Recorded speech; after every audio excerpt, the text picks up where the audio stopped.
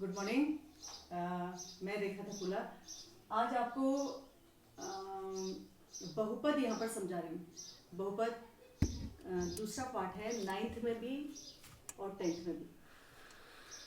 कक्षा 10 में जो मैंने लिया है क्वेश्चन वो कक्षा 10 से लिया हुआ है, लेकिन मैं इस क्वेश्चन में वो सारी बेसिक चीज़ें आप लोगों को समझाना चाहती हूँ जो कक्षा 9 में भी आती है। कक्षा 9 में जो चीज़ें पूछी जाती हैं, एक क्वेश्चन के माध्यम से मैं सारी चीज़ों को फुलफिल करने की आपको कोशिश करूँगी। थोड़ा सा ध्यान देना।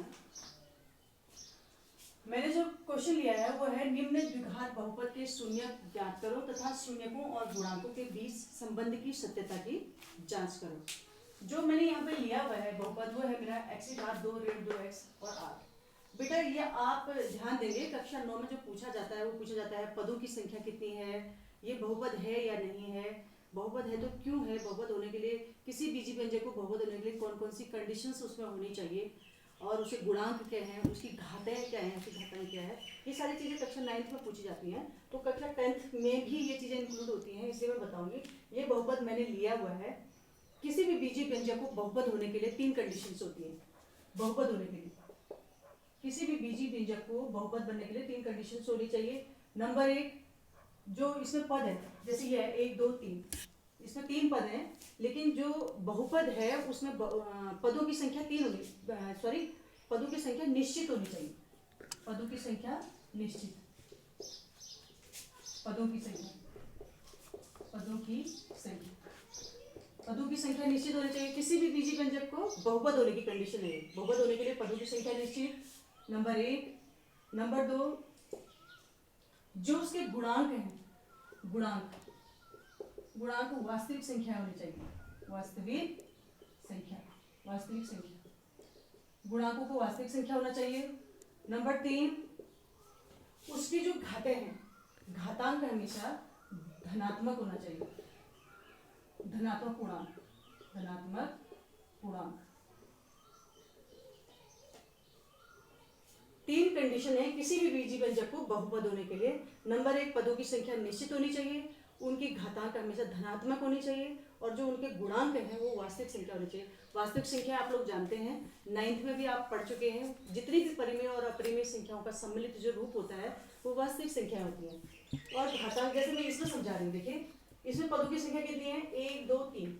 निश्चित का मतलब जिनको हम गिन सकते हैं, जो काउंटेबल है, वो पदों की संख्या होनी चाहिए बहुपद होने के लिए। घाता जैसे देखो हमारी चर राशि की घात यहाँ पर 2 है, यहाँ पर चर राशि की घात 1 है, तो घातें क्या है, धनात्मक पूर्णांक जिनको कहते हैं। आपने देखा पूर्णांक में शून्य भी होता है और ऋणात्मक संख्याएं भी होती है और धनात्मक संख्याएं भी होती है, लेकिन जो हमारे बहुपद होने की कंडीशन है वो ये है कि चर राशि की घात सिर्फ धनात्मक पूर्णांक होने चाहिए, और जो इनके गुणांक होते हैं, चर राशि के आगे जो गुणांक के चिन्ह के साथ जो संख्याएं जुड़ी रहती हैं उन्हें हम जानते हैं गुणांक कहते हैं। तो गुणांक हमेशा क्या होने चाहिए, गुणांक वास्तविक संख्या होनी चाहिए, गुणांक वास्तविक संख्या होनी चाहिए, घातांक हमेशा धनात्मक होने चाहिए, पदों की संख्या निश्चित होनी चाहिए। अब देखो ये तो हुई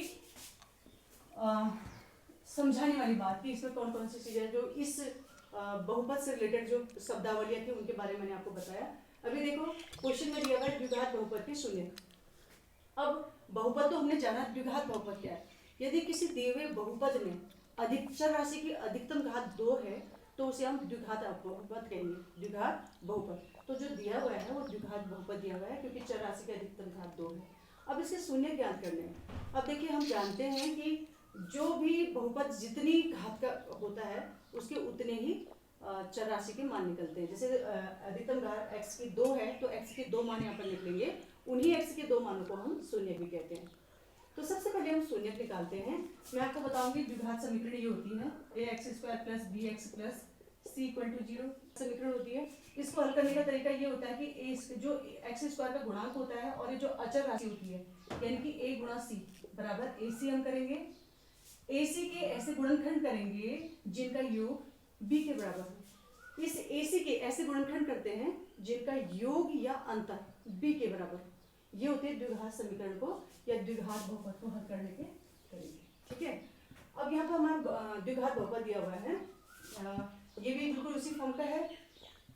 तो देखो यहाँ पे मैं क्या करूँगी, मैं इसका जो गुणांक है वो 1 है, ये ऋण 8 के अगर मैं गुणनखंड करूँ तो क्या बनेंगे, एक हो सकता है ऋण 8 गुणा 1, एक हो सकता है 1 गुणा ऋण 1 गुणा 8, एक हो सकता है 2 गुणा ऋण 4, और एक हो सकता है ऋण 4 गुणा 2।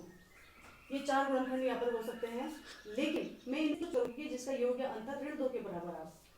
अगर मैं इन दोनों को जोड़ती हूँ तो ऋण 7 आता है, घटाती हूँ तो ऋण 9 आता है। तो देखो इस तरह से आप चेक कर लेंगे। आप इस वाले को देखो, क्योंकि हमें ऋण में उत्तर चाहिए। हमारी जो संख्या है यहाँ पर बड़ी संख्या को ऋणात्मक होना चाहिए। अगर मैं इन दोनों संख्याओं को जोड़ती हूँ तो मेरे पास ऋण 2 आएगा, क्योंकि जो बड़ी संख्या है यहाँ पर मैंने 4 को धन लिया है और यहाँ पर 4 को ऋण लिया है, इसलिए लिया है कि जो मेरा उत्तर है ऋण 2 आना चाहिए, इसलिए बड़ी संख्या को ये वाला गुणनखंड में लूंगी, 2 और ऋण 4। तो इस प्रकार से करो, एक्स स्क्वायर ऋण 2x को मैंने ऋण 4x धन 2x लिख देती हूँ, ऋण 8। फिर आपने देखा इन दोनों में से कॉमन लिया तो यहाँ पर बचा x ऋण, यहाँ पर बचा 4। इन दो में से आपने कॉमन लिया 2, धन 2 को कॉमन लिया तो x ऋण 4 बचा। तो आपने देखो ऋण 4 फिर से कॉमन आ गया, ऋण 4, यहाँ पर बचा x, यहाँ धन 2 इंटू x धन 2, ये आपके 2 है। अब देखो किसी भी बहुपद के शून्य उसके वे मान होते हैं जिसके लिए उस बहुपद का मान किसके बराबर होता है, शून्य के बराबर। इस बहुपद का मान शून्य कर देंगे यदि हमें शून्य ज्ञात करना है तो। अब इन दोनों में से ये गुणा ये बराबर शून्य है, तो या तो ये शून्य होगा या ये शून्य होगा। यदि x ऋण 4 बराबर शून्य है तो x का मान हमारे पास कितना आ गया, 4। यदि x धन 2 बराबर शून्य है तो x बराबर कितना आ गया, ऋण 2। अब मेरे पास x के 2 मान आ गए, एक आ गया 4, एक आ गया ऋण 2। अब मैंने ये मेरे क्या निकले, शून्य। बहुपद के शून्य ज्ञात कीजिए, आपका क्वेश्चन है शून्य ज्ञात कीजिए। तो आपने 2 शून्य निकाले, पहले वाले के शून्य को आपने अल्फा मान लेते हैं। लेट माना अल्फा बराबर 4 और बीटा बराबर ऋण 2। अल्फा बराबर 4, बीटा बराबर ऋण 2। अब हमें क्या है, शून्यकों और गुणांकों के बीच संबंध की सत्यता की जांच करनी है, ठीक है। अब देखो शून्यकों तथा गुणांकों के बीच संबंध की सत्यता की जांच, दिए हुए बहुपद की क्या है। अब हमने देखा ये जो बहुपद है वो ax square plus bx plus c के रूप का है, तो इसकी तुलना हम इसके साथ करेंगे, द्विघात बहुपद के साथ तुलना करी तो एक्स स्क्वायर इसमें भी है, एक्स स्क्वायर इसमें भी है, और a की जगह यहाँ पर a है तो यहाँ कुछ नहीं है तो a बराबर 1 आ गया, और b बराबर इसकी तुलना हम इससे करेंगे तो x से x कटा, b बराबर ऋण 2 आ गया, और c बराबर आपका c जो अचर राशि है वो आपका c बराबर ऋण 8 आ गया। इस तरीके से अभी a b c 3 गुणांक है हमारे पास, क्या हो गए, गुणांक हो गए। ये हमारे पास क्या है, ये गुणांक जो चर, ये हमारे पास क्या हो गए, गुणांक हो गए, ठीक है। अब देखो हम क्या करेंगे, हमें क्या करना है, शून्यकों और गुणांकों के बीच संबंध की सत्यता की जांच करनी है। तो हम क्या करेंगे, हम जानते हैं शून्यकों का योगफल बराबर, शून्यकों का योग, शून्यकों का योग क्या है, एक शून्य मैंने अल्फा माना था, दूसरा बीटा, तो अल्फा प्लस बीटा बराबर हम क्या जानते हैं, माइनस एक्स का गुणांक। ये फॉर्मूला होता है, एक्स का गुणांक माइनस एक्स का गुणांक बटे एक्स स्क्वायर का गुणांक, एक्स स्क्वायर का गुणांक, माइनस एक्स का गुणांक बटे एक्स स्क्वायर का गुणांक। देखो अल्फा की जगह मेरे पास 4 है और बीटा की जगह मेरे पास ऋण 2 है, बाएं साइड को, और दाएं साइड को माइनस एक्स का गुणांक यहाँ पर फिर -2 है बटे 1, यहाँ पर ऋण से ऋण को गुणा करेंगे, धन 2 बटे 1। यहाँ देखो 4 में से 2 को घटाएंगे, धन गुणा ऋण ऋण होता है, 4 में से 2 को घटाएंगे 2 आएगा, तो 2 बराबर 2 आपको शून्यकों का योगफल मिल गया, ठीक है। शून्यकों का योगफल आपको मिल चुका है। आपकी इस फॉर्मूले से भी अल्फा प्लस बीटा करके देखा आपने 2 आया, इस जो फॉर्मूला हमारे पास है उसका प्रयोग करा, वहां भी हमारे पास 2 आ गया। अब इसी प्रकार से हम शून्यकों का गुणनफल चेक करेंगे, शून्यकों का गुणनफल, शून्यकों का गुणनफल,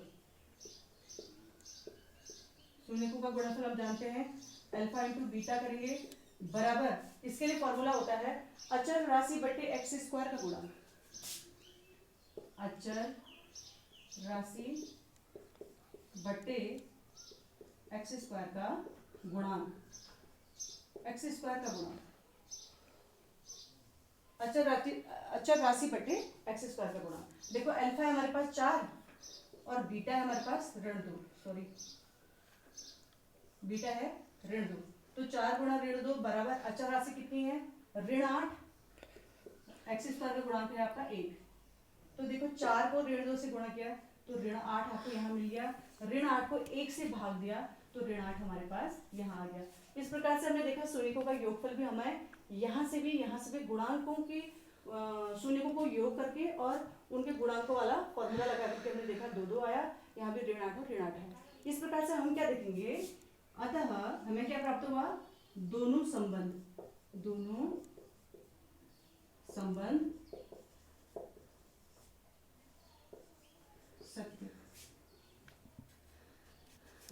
सत्य पाएंगे।